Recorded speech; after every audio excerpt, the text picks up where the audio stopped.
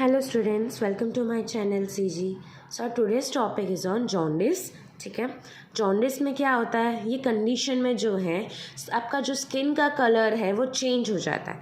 Normally देखो यहाँ पर एक फिगर, मैंने एक डायग्राम दिखाया है आपको, एक इमेज दिखाई है जिसमें नॉर्मली स्किन देखो और उसके बाद जॉन्डिस में देखो क्या डिफरेंस देखने को मिल रहा है कि येलोइश डिस्कलरेशन देखने को मिल रहा है स्किन का। ठीक है, sclera and mucous membrane, eyes का देखिए कलर चेंज है, स्किन का कलर चेंज है। तो किसकी वजह से हो रहा है? That is due to hyperbilirubinaemia. ठीक है, and deposition of bile pigments. अब क्या हो रहा है, बिलीरुबिन जो है वो आपका येलो पिगमेंट है जो बाइल में प्रेजेंट होता है, उसकी वजह से ये सब कुछ देखने को मिल रहा है। ठीक है, अब ये जो आपका बिलीरुबिन है वो क्या करेगा उसके बारे में हम बाद में पढ़ते हैं, पहले इसके बारे में जान ले कि आखिर वो होता क्या है। ठीक है, येलो डिस्कलरेशन देखने को मिलता है स्किन का, and sclera and mucous membrane, that is due to hyperbilirubinaemia, जिसमें भी एनिया वर्ड है दैट मीन्स वो ब्लड के रिलेटेड है, यानी ब्लड के अंदर बिलीरुबिन का लेवल बहुत ही हाई है और क्या हो रहा है, बाइल पिगमेंट्स का डिपोजिशन देखने को मिल रहा है। और ये मोस्ट ऑफनली किसकी वजह से हो रहा है? लीवर या तो गॉल ब्लैडर के डिसऑर्डर की वजह से। अब जो बिलीरुबिन है आपका क्या है, येलोइश पिगमेंट है जो कहाँ देखने को मिलता है? बाइल में। अब जो आपका हेम यानी ब्लड ग्रुप है, ठीक है, ब्लड में जो हेम है वो हेम क्या करेगा, बिलीवर्डिन में का कन्वर्जन कर देगा।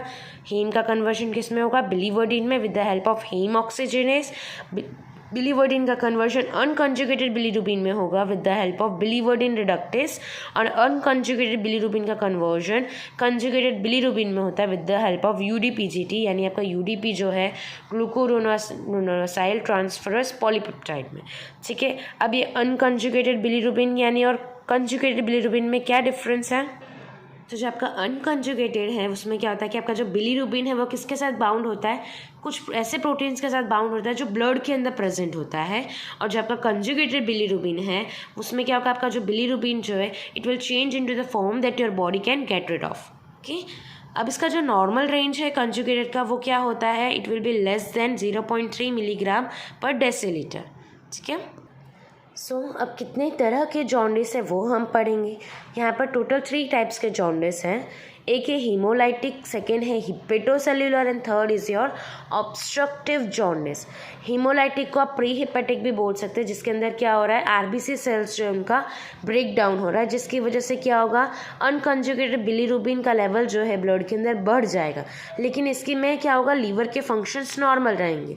किसकी वजह से हो सकता है ये? तो ब्लड ट्रांसफ्यूजन, हीमोलाइटिक एनीमिया, या फिर गॉल ब्लैडर स्टोन की वजह से। सेकेंड है आपका हिपेटोसेल्युलर जॉन्डिस, जिसका दूसरा नाम इंट्राहेपेटिक भी है, यानी लीवर सेल्स के डिसफंक्शन की वजह से ये होता है। और कजेस क्या है? इन्फेक्शन, एक्सेसिव अल्कोहल कंजप्शन हो रहा है तब उसकी वजह से ये हो सकता है। थर्ड है आपका ऑब्स्ट्रक्टिव जॉन्डिस, जिसे हम पोस्ट हेपेटिक बोलते हैं, जिसमें क्या होगा, ऑब्स्ट्रक्शन देखने को मिलता है बाइल डक्ट का, जिसकी वजह से क्या होगा, बाइल का सिक्रेशन में ऑल्टरेशन देखने को मिलता है। अब इसके अंदर भी 2 तरह के हैं, एक होता है एक्स्ट्रा हेपेटिक, दूसरा होता है इंट्रा हेपेटिक। एक्स्ट्रा हेपेटिक में क्या होता है, आपका जो बाइल डक्ट है वो ब्लॉक हो जाएगा, यानी एग्जाम्पल बोले तो ट्यूमर। और इंट्रा हेपेटिक में क्या होगा, इंट्रा हेपेटिक डक्ट में स्वेलिंग देखने को मिलेगी। ठीक है, और हाइपर बिलीरुबिनेमिया यानी क्या, यहाँ मैंने ऊपर लिखा है कि बेबीज़ का जो ब्लड है उसके अंदर क्या होगा, बिलीरुबिन का लेवल जो है वो क्या हो जाता है, हाई हो जाता है। ये थे जॉन्डिस के टाइप्स। अब उसकी एपिडेमियोलॉजी हम देखते हैं। ठीक है, अब जॉन्डिस के प्रेवलेंस जो है वो वैरी करता है एज वाइज, मेल है या फीमेल है, न्यूबॉर्न है या ओल्डर एडल्ट्स है, उसके बेसिस पे अफेक्ट देखने को मिलता है। ठीक है, अप्रॉक्सीमेटली अब इसमें क्या लिखा है कि 20% न्यूबॉर्न्स में जो है first week of life it will develop jaundice. क्यों? तो that is because of the immaturity of hepatic conjugation process.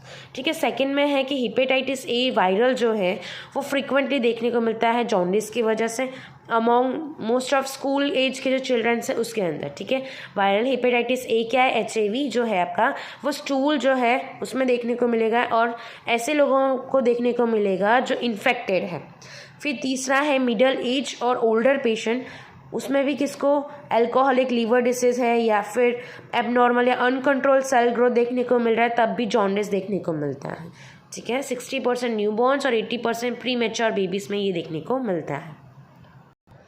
इसकी टियोलॉजी क्या है? तो एक्यूट इन्फ्लामेशन देखने को मिलता है लीवर का, बाइल डक्ट का इन्फ्लामेशन होता है, ऑब्स्ट्रक्शन देखने को मिलता है बाइल डक्ट का, हीमोलाइटिक एनीमिया देखने को मिलता है, गिलबर्ट सिंड्रोम है, कोलेस्टेसिस है, maternal fetal blood group incompatibility की वजह से हो रहा है, ब्रेस्ट मिल्क जॉन्डिस की वजह से हो सकता है, या फिर ब्रेस्ट फीडिंग जॉन्डिस की वजह से हो सकता है। ठीक है, इसके साइन एंड सिम्टम्स क्या है?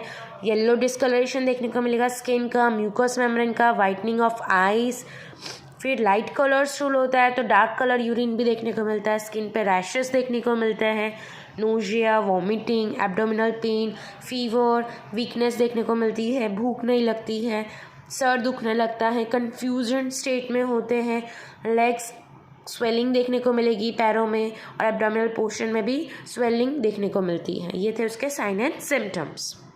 ठीक है, सिम्टम्स याद रहेंगे, itchiness, abdominal pain, weight loss, vomiting, fatigue and dark urine. अब येलोइंग किसकी वजह से हो रहा है? मैंने पहले ही बताया, बिलीरुबिन की वजह से हो रहा है। कैसे? तो स्किन में चेंजेस देखने को मिलेगा। ठीक है, ये उसका शॉर्ट में है।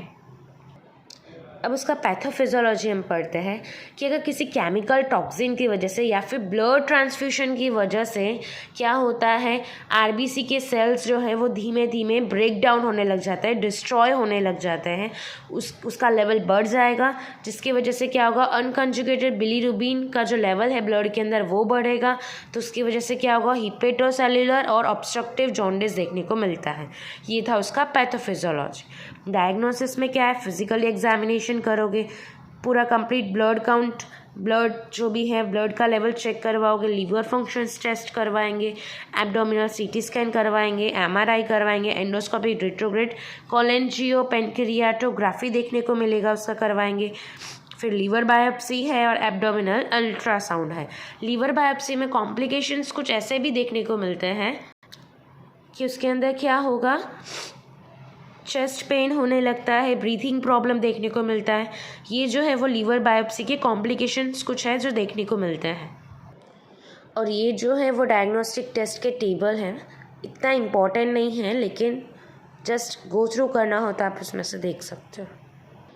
इसको ट्रीट कैसे करेंगे? तो सपोर्टिव केयर है, आईवी फ्लूइड्स जो है, ठीक है, एंटीबायोटिक्स देंगे, एंटीवायरल मेडिकेशंस देंगे, जैसे एसाइक्लोविड है, blood transfusion, steroids, immunosuppressants, chemotherapy, liver transplantation करेंगे। कब? जब लीवर फेल हो जाएगा। ये उसकी ट्रीटमेंट्स हैं।